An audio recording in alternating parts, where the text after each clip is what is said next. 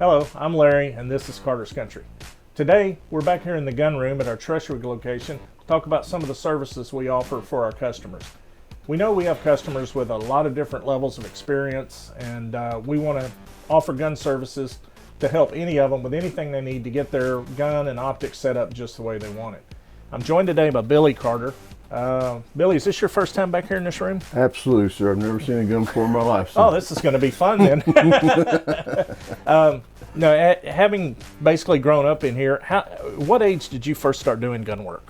Oh, probably about 10 or 11 years old I started mounting scopes on guns. Wow, so almost 60 years you've been working on... Pretty close to it, yes, sir. Wow, okay. All right, we're going to go ahead and get into some of the services that we do and the things we can help you with. One thing I want to get up front here, though, for you, even if you didn't buy your gun or optics from Carter's Country, all of our services are still available to you. We're still happy to help you get set up just the way you want to be. We're going to go over some of the specifics a little bit later in the video. Billy, there's been a lot of changes with optics. You know, back when we were younger, you basically had your crosshair type scope and that was about it. Now you've got red dots, you've got night vision, you've got all these, thermals, you've got all these other things. We can still handle all that here, right? Absolutely. We haven't run across anything we have not been able to get taken care of, get mounted on the gun and sight in for them if we need be. All right, fantastic. Okay, if you want to, go ahead and get us started with whatever you want to talk about first. Okay. Well, we have here in front of us a Weatherly Vanguard in 6.5 Creed. We're going to go ahead and start from the ground up, putting actual bases and rings, actual scope on the gun, then bore sighting it, then we'll go ahead and take it outside and we'll sight it in with the correct type of factory ammo. All right. Kind of go from there. Okay, folks, we're going to start with the bottom and work our way to the top. The first thing we're going to do is we're going to put this EGW base on top of this Weatherly Vanguard, which you have 4 basic holes, 2 in the front, 2 in the back. And to get started here, one thing we always want to be sure of is that the actual screws are tight. They typically, especially when you have a muzzle brake on the front of the gun, you have a lot more actual vibration than you do in normal circumstances. So the process is basically we will get these things set, and well, they always give us 1 extra screw with that company, which is nice of them. I always kind of like to get all 4 screws started before you tighten one of them down, so that way you be sure that all the holes are lined up correctly in case you have any issues along the way, which is very seldom to never.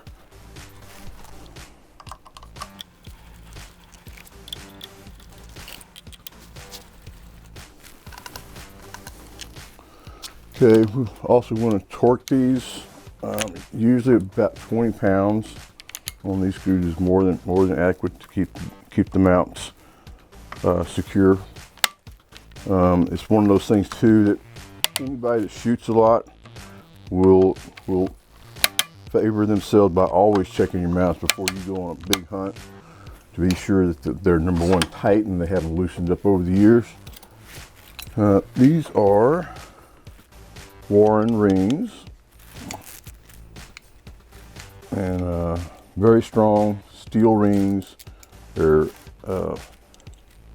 very stylish per se. You know, it's kind of like they're split in half, top to bottom. Very strong rings. We use a lot of these on a lot of big caliber guns that we mount scopes on. Okay, so our bases are nice and tight right now. So we're going to install the scope on top of the actual gun.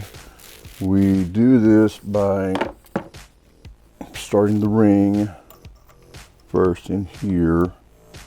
And we want to be sure that when you do this, there's an actual, in these slots, you be sure that you push the ring to the front of the gun to where that way, in case it ever does loosen up a little bit, there's nowhere for it to go, because the recoil is going to push it front as you shoot the firearm. You take this, get started here, and you always want to drop the screw on the floor just for good measure.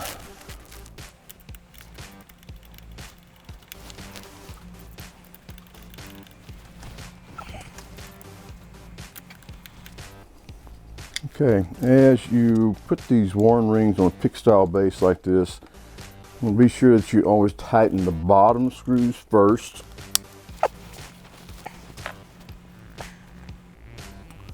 Okay, on the rings here, this is going to be like we'll call it the right side, or it could be any side of the ring, but you've got an extra piece down inside the ring that goes inside the pick rail there to actually hold it in place while it's in use.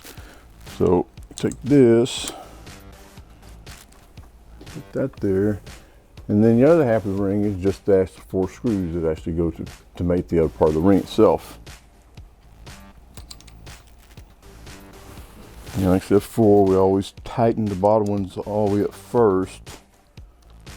But I always like to try to get them at least started before we get everything tightened up on the way.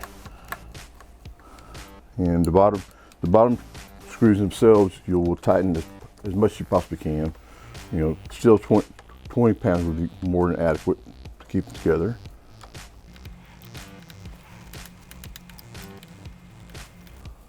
Okay, and we have a little bit of a cheater that we use to kind of help speed the process up a little bit.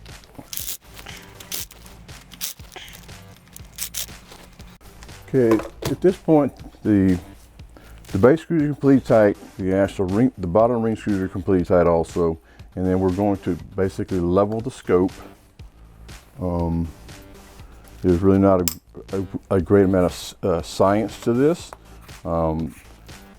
We typically will, basically look at the bottom, look through the scope itself. There's a little more tightness on these rings here.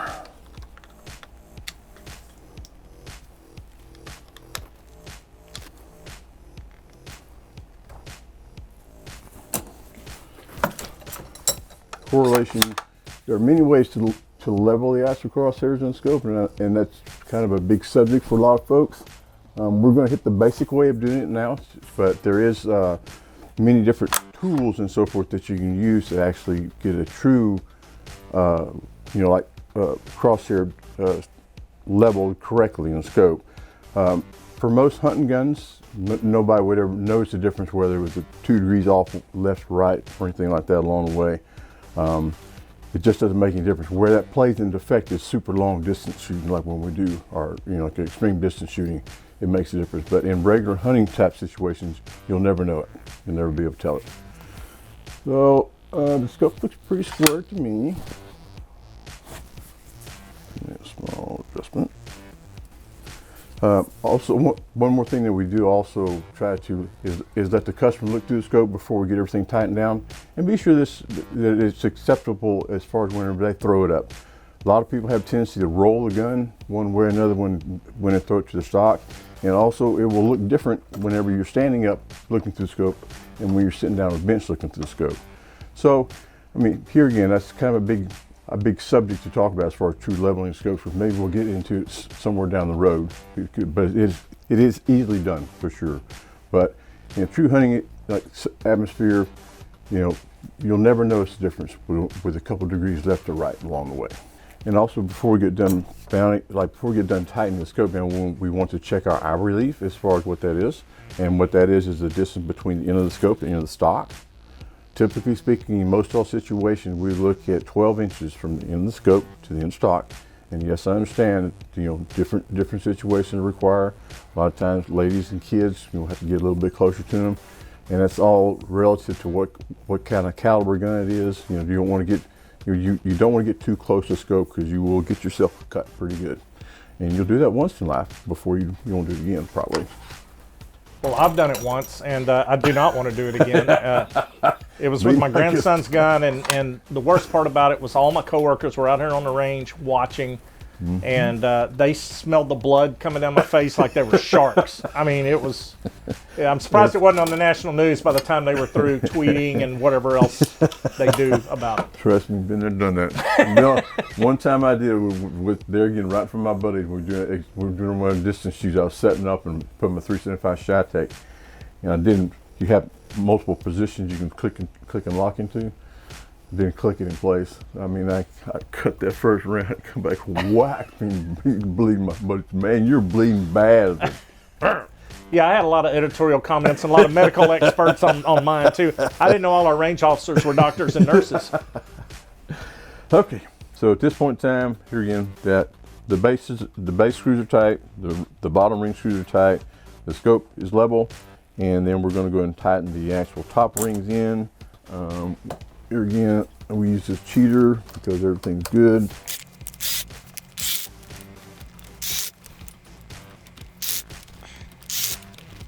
And we're going to go ahead and check them to be sure where they're at.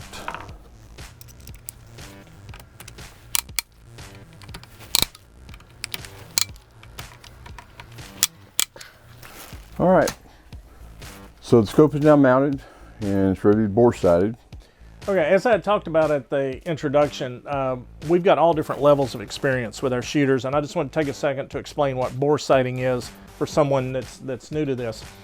Once you get the scope mounted, bore sighting means that here with the tool that we're going to show in just a minute, you're going to get the scope sighted in enough that you know when you go out to shoot, you're going to be on the paper.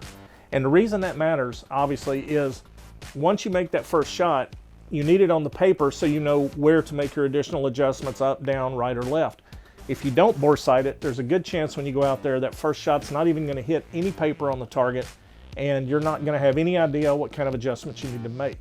That's very important, and that's why when you get your scope mounted here with us at Carter's Country, bore sighting is included with it. We don't want to send you out here with a scope that's mounted professionally by our experts, but still won't even get you on paper. So even if you want to shoot the gun all the way in yourself, we do get it bore sighted. We do get it on the paper to give you a starting point for making the necessary adjustments. Correct. Okay. Just wanted to touch base. Like I said, if somebody wasn't familiar with that term or the purpose of bore sighting, just wanted to make sure that they knew. Number one, we include that in the cost of the mounting, and also explain why it's so important. Okay, let's go ahead and get through the bore sighting process. It's really not that complicated. We have an actual collimator here that has a grid inside it, and then these actual bore studs are calibrated for different caliber guns, and we want to be sure that we push it all the way in and make contact, and be sure it's kind of straight, more or less.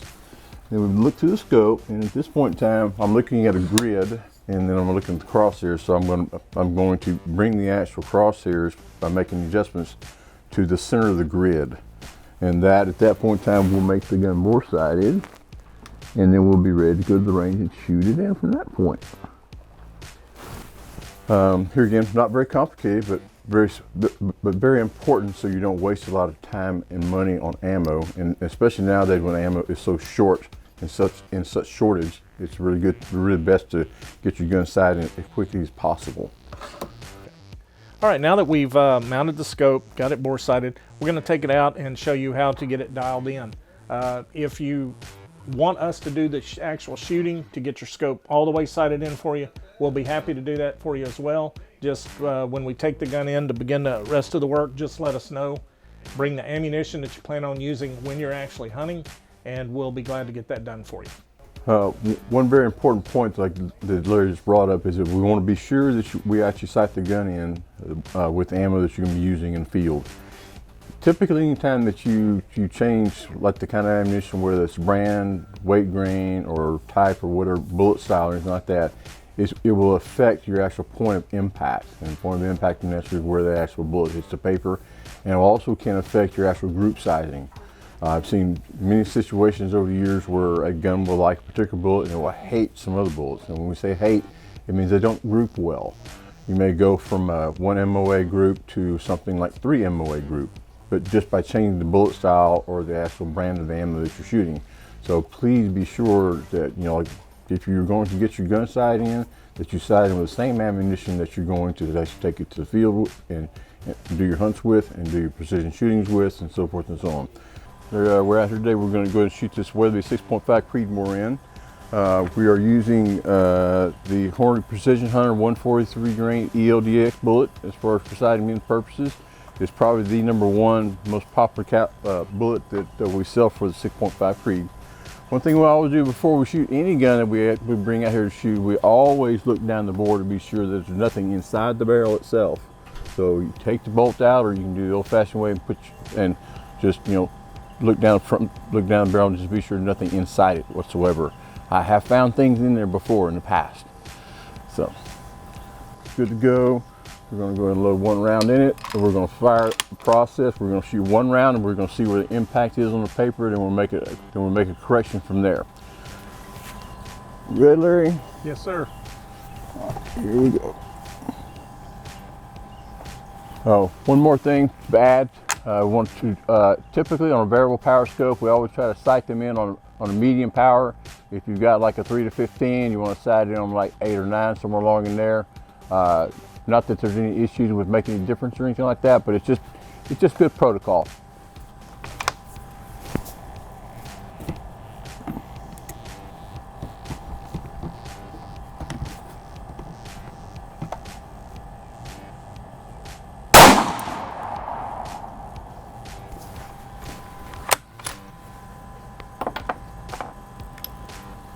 Okay, Larry, where were you on that, buddy? So about 8 o'clock and about 6 inches out. Right. Okay, so we're gonna make a correction up. A good rule of thumb is something that we've always used for the last 50 years of shooting out here. We move it up about half as much as you think you should for your first shot, and then, let's see here.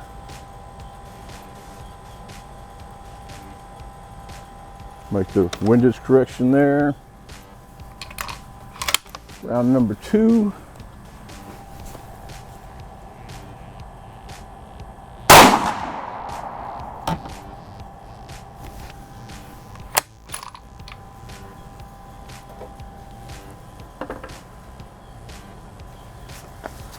About So 1 o'clock, about 1 maybe? o'clock, about an inch out. So we'll make one more correction down a little bit.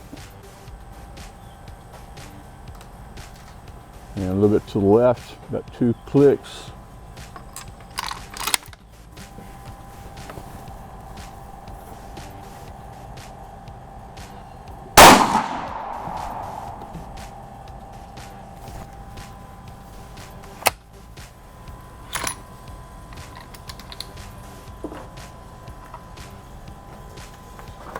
Okay, so we're in the meat right now. It's about 2 o'clock. We'll make one more small adjustment down and left, and we will consider this done at this point. But we will go ahead and shoot the 4th round.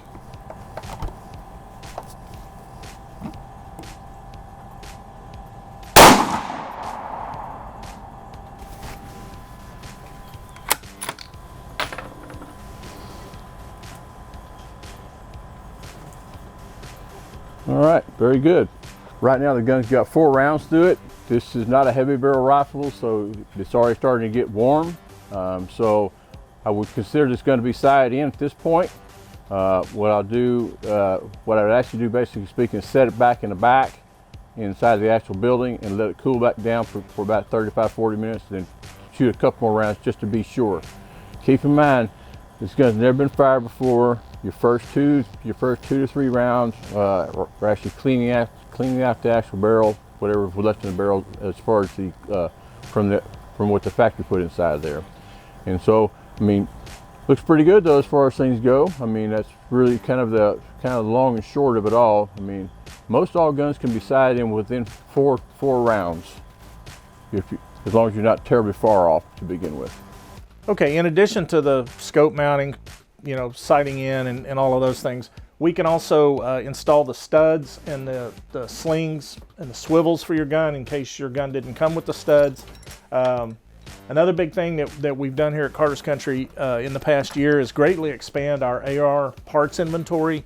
So even if you're not bringing in a traditional deer rifle, if you're going to be hunting with an AR, it's no problem. We've got what you need, and we can take care of it for you back here in the gun room, just like we can with your traditional bolt actions. And a lot of times we can do it while you wait, and a lot of them not really too busy. Right, and to that point, it's never a good idea to wait to the last minute. This place gets crazy right before deer season. So if you know which ammunition you're going to use, you know which gun you're going to use, which scope you're going to use, the sooner you can get it in here to get us set up for you, the better chance, A, that we can do it while you wait, and B, that you don't have to spend as much time waiting while we're taking care of it. So just like Christmas shopping and anniversary shopping or anything else, try not to wait till the last minute. We will still help you, you know, whenever you bring it in, but the sooner you bring it in, the better it'll be for you, and the better service we'll be able to give you as far as promptness in getting it turned around and back in your hands. That's correct, sir. That's a good point. We also do cleaning and oiling of guns. If you bring it in, we'll take care of it, get it cleaned up after the season, you know, and get it back in shape to store for the year if you're one of these people that don't shoot until it's hunting season. Yeah. All right, we hope you enjoyed the video today. I hope you've learned a few things about the services Carter's Country offers. If there was a question you had that we didn't answer, feel free to give any one of our 4 locations a call, and we'll be happy to answer any other questions you might have. And remember, if you've ever shopped, shot, or hunted with us, you're already a part of the Carter's Country family. Until next time, Adios. That's all I got. Are you going to sell that now as a package deal? Oh, no, this is mine. Oh, okay. I need to put a scope on it anyway, so I thought, what a great time to do this. Yes, no, I would have something to add to something he says about technical aspects of guns. Yes, hey. Let me just clear something up for you there, Billy.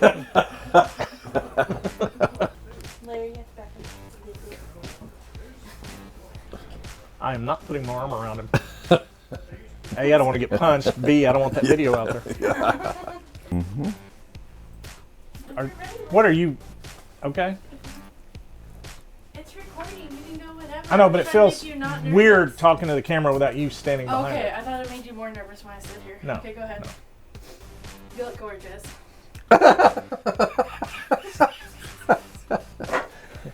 Yeah.